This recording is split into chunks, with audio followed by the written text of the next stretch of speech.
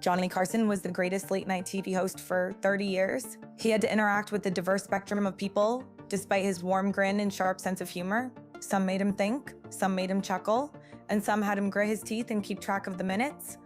These 8 individuals are said to have been disliked by Johnny Carson. At the top of this list is Bob Hope. Although they were not buddies behind the scenes, many people consider Bob Hope and Johnny Carson to be 2 of the funniest persons ever. Carson enjoyed chatting with his guests informally and without preparation. He enjoyed it when individuals could discuss current events and issues that were true. But there was no such thing as a guest of Bob Hope.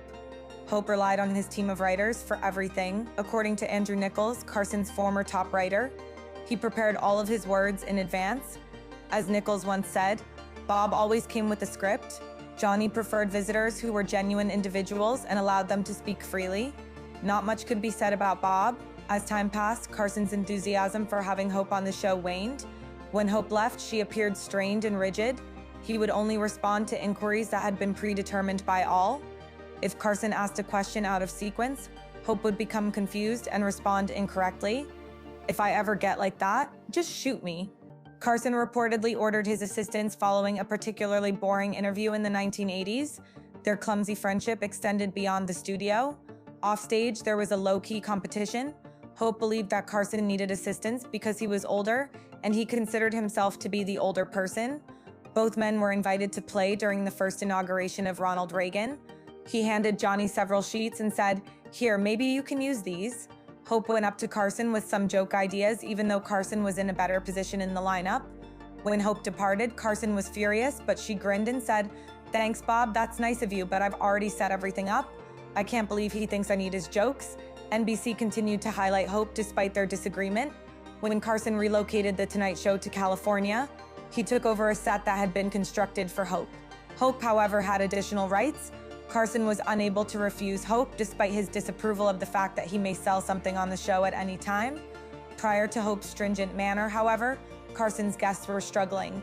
Frank Sinatra cannot be overlooked when discussing musicians who established their own norms. He was always able to break the rules. The renowned entertainer who transformed any space into his own stage. When Old Blue Eyes passed by, crowds of people gathered to watch The Tonight Show. People couldn't stop staring at the man because he was so gorgeous. Frank Sinatra lived my way, not just sang it. Behind the scenes, Johnny Carson discovered what everyone else in Hollywood already knew. Sinatra was accustomed to commanding attention wherever he went.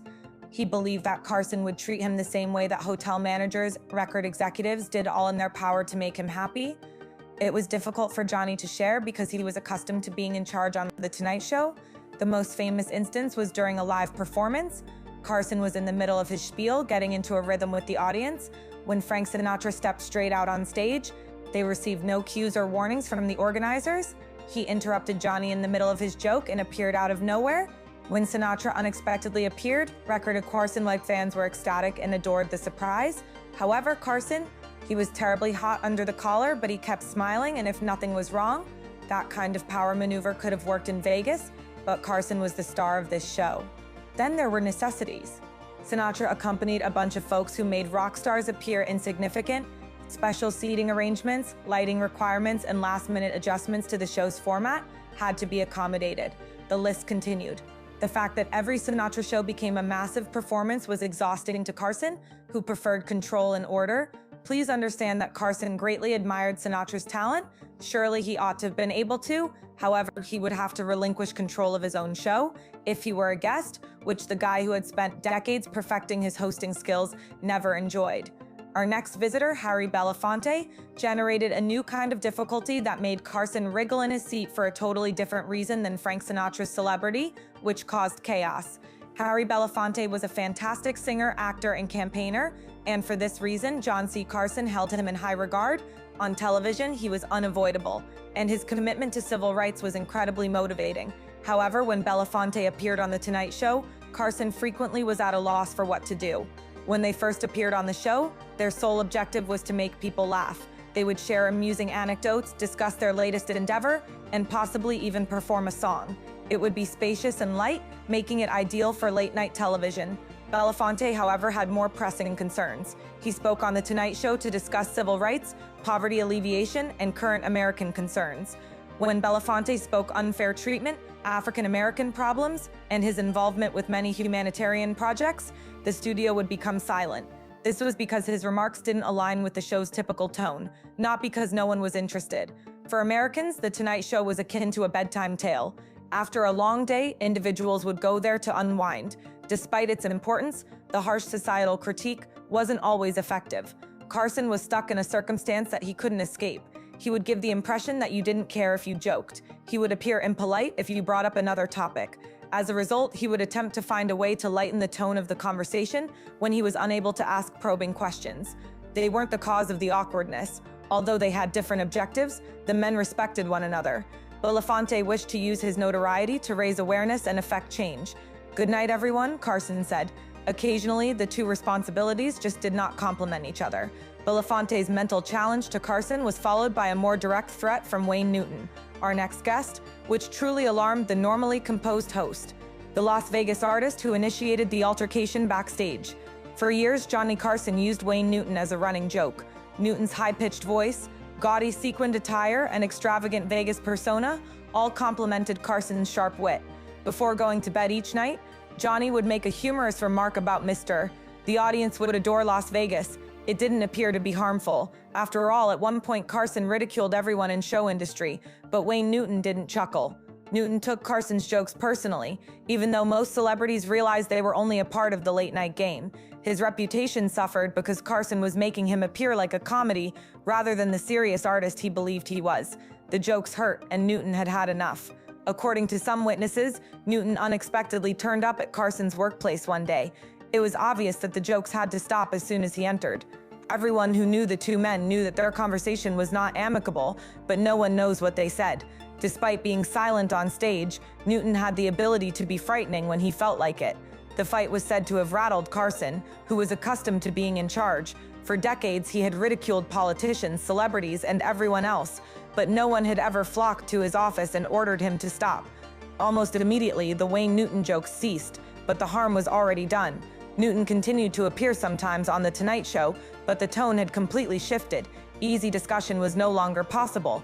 Rather, awkward small talk and enforced smiles were the norm. Behind the scenes, Carson never forgot or forgave that fight, despite his kind demeanor on TV. If Newton was stressful because he got into fights, our next guest was chaotic because he was unpredictable. Discover more about Shelley Winters. Johnny Carson made fun of a few of his visitors. He was forced to think by others. However, Shelley Winters had to prepare for a huge hit each time he took the stage at The Tonight Show. Carson seemed to notice his shoulders stiffening as a result of Shelley. Anything might occur. Winters' dramatic abilities earned her an Academy Award, but she was also completely unpredictable. She would interrupt Carson mid-sentence, go off topic, and disregard his attempts to guide the discourse. She generally approached the interview as though it were a therapy session. People conversing with one another pleased Carson. He was skilled at directing discussions, cracking jokes, and enhancing the reputations of his pals. However, Winters didn't follow the crowd. Carson never knew whether she would break down in tears about her most recent failed relationship or share a charming tale about her early years. She was a mess in luxury clothes. The most well-known instance was when Winters removed her shoe and handed it to Carson during a tape. That's all. No explanation was provided. No history. Nothing. The audience laughed because they believed it was prearranged, but Carson's expression revealed what actually happened. He was standing there unsure of what to do with the high heel of a woman. The fact that Winters appeared to genuinely believe she was merely being humorous made matters worse.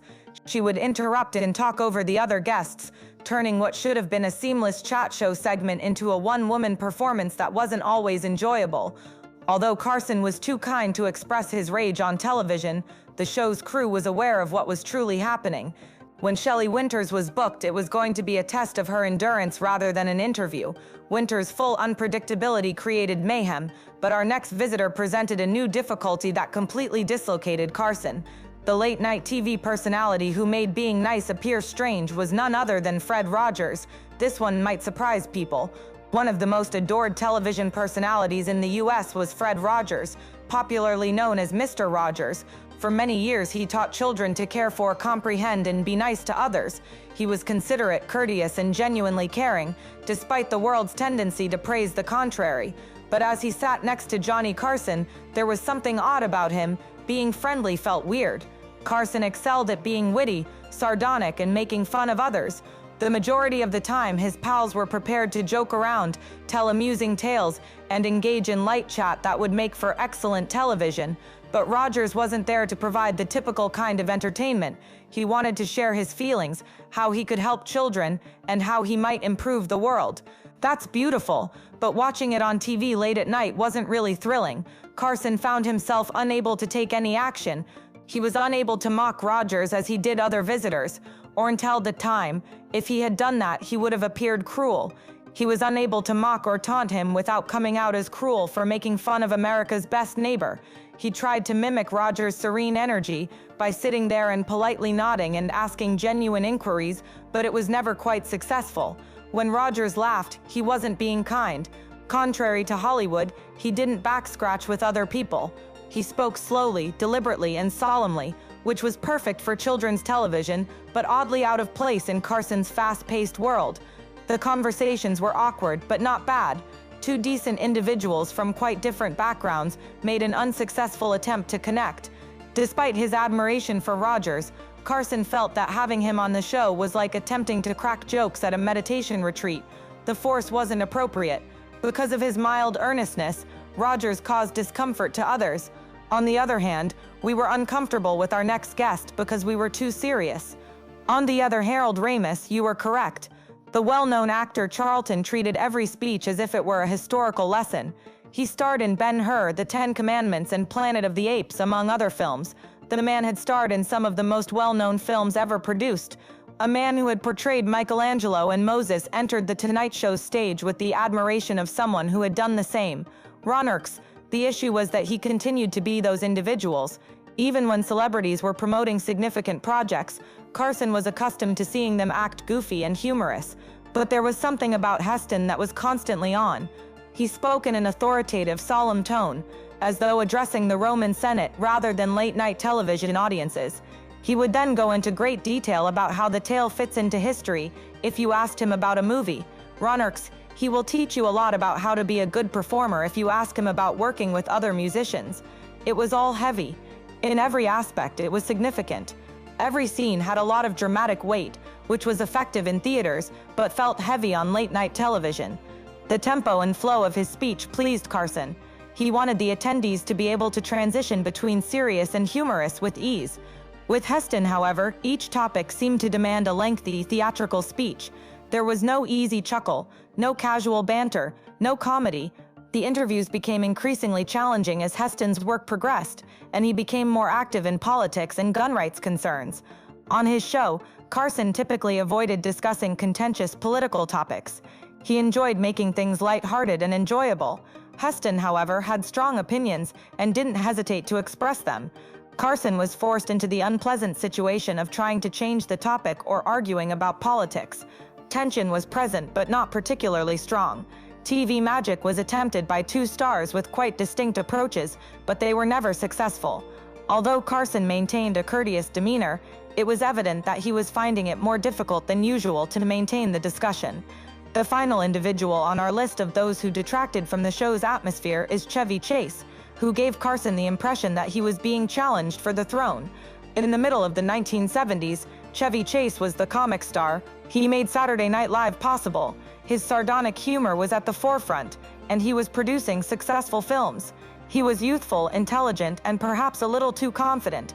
Something wasn't quite right when Chase first appeared on The Tonight Show. The majority of comics who appeared on Carson's show did it respectfully and even with gratitude. Ultimately, a performance with Johnny has the power to build or ruin a career. However, Chase appeared to believe that he was being kind to Carson by showing up. Making his guests appear good was something he was very excellent at. He made sure everyone looked nice overall, set up their jokes, and laughed at their stories. But with Chase, the typical connection didn't work. It appeared that Chase was unwilling to follow Carson's example. Rather, he appeared more intent in displaying his own humor, frequently by ridiculing Carson. Everyone felt uncomfortable because of the race that was going on when they spoke to one another. The majority of the audience was pleased that Carson was the show's star, but Chase seemed to believe he could perform even better. Perhaps he wasn't entirely incorrect because he was intelligent, talented, and had excellent timing, but that wasn't the point. Rumors circulated in the industry that Chase intended to work in late-night television, which increased tension. It's possible that he didn't truly desire Carson's job, but Carson sensed it. Real conversation was difficult since there was a sense of competitiveness when someone on your program might be observing your chair while you were seated in it. Chase always looked great on the outside. People who knew Carson well could tell by the somewhat phony smile, the faster-than-usual speed, and the touch of relief when the portion was over, but both men were too professional to let their personal feelings fully destroy the show. For Chevy Chase, who had spent decades making difficult topics seem easy, appearing on the show was like walking a tightrope. Although theoretically sound, everyone was exhausted. That's it, people. Although Johnny Carson excelled at his job, all professionals have limitations. Interestingly, the majority of these visitors were intelligent, prosperous, and probably excellent in other contexts. However, not everyone was able to keep up with the cadence that made The Tonight Show successful, and late-night TV is its own art form. Despite having buddies that made his job extremely difficult, Carson was excellent at making everything seem simple. In the end, Carson was likely a better host because of the challenging guests. Even though he wanted to scream and bolt from the studio, they forced him to adapt, find new methods to handle difficult situations, and maintain a professional demeanor. They contributed to Carson's success becoming a pearl, much like the sand in an oyster.